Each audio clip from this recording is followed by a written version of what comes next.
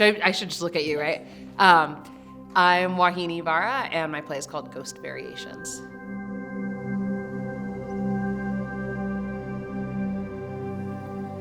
Last night, I had rereads on like literally every page, so I sent it to Wayne and was like, could you reprint the whole thing? In the year 2020, I became interested in this predecessor to ChatGPT called GPT-3 that would like complete your text for you. Like you could write a sentence and hit this button and then it would just keep writing for you. Which as a writer, I was like, well, I don't need something like this, I'm a writer.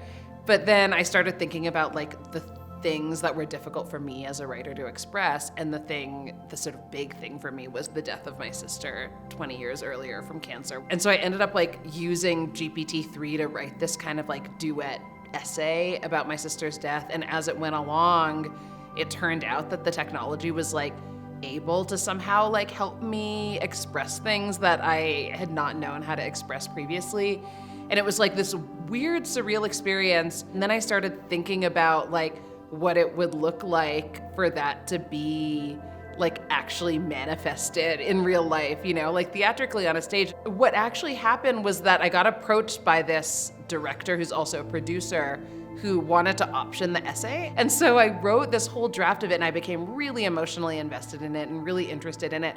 And then that whole thing fell apart. Then I had this play, it was like this happy accident that I ended up with this play that I'm really excited about. And so to be here, like just like learning this new form and to have the luxury and the privilege of having all these brilliant actors, a brilliant director, a brilliant dramaturg in the room, being paid to be there with me, like working through this work that like in my other context as a prose writer, like I just have to figure out on my own is really meaningful. And I'm not a playwright by trade, by background. I'm a novelist and a journalist. Now through the workshop, I'm in this process of like understanding like what it actually is as a play, as opposed to this essay. At first, there was something jarring to me about having somebody else like speak these words that I felt like were my words. There's something very kind of meta about having written this essay where I looked to this AI tool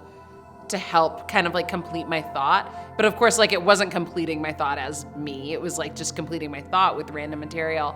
There is something that's similar about relinquishing ownership, full ownership of like what a play is to like all the other people involved in making a play, what it is when it is produced or staged, right? Or read, like that, like the actor who's playing me and is gonna, and I keep saying they're playing me, but they're playing Vauhini. They're playing a character who I wrote, who happens to share my name and like some aspects of my identity. I think we're in this really exciting moment in theater, actually, where there is a kind of long overdue realization. There is no reason for women's stories to be marginalized, for the stories of women of color, of people of color in general to be marginalized. There is no tension between like telling all kinds of stories and getting people to the theater and excited to see what they're seeing.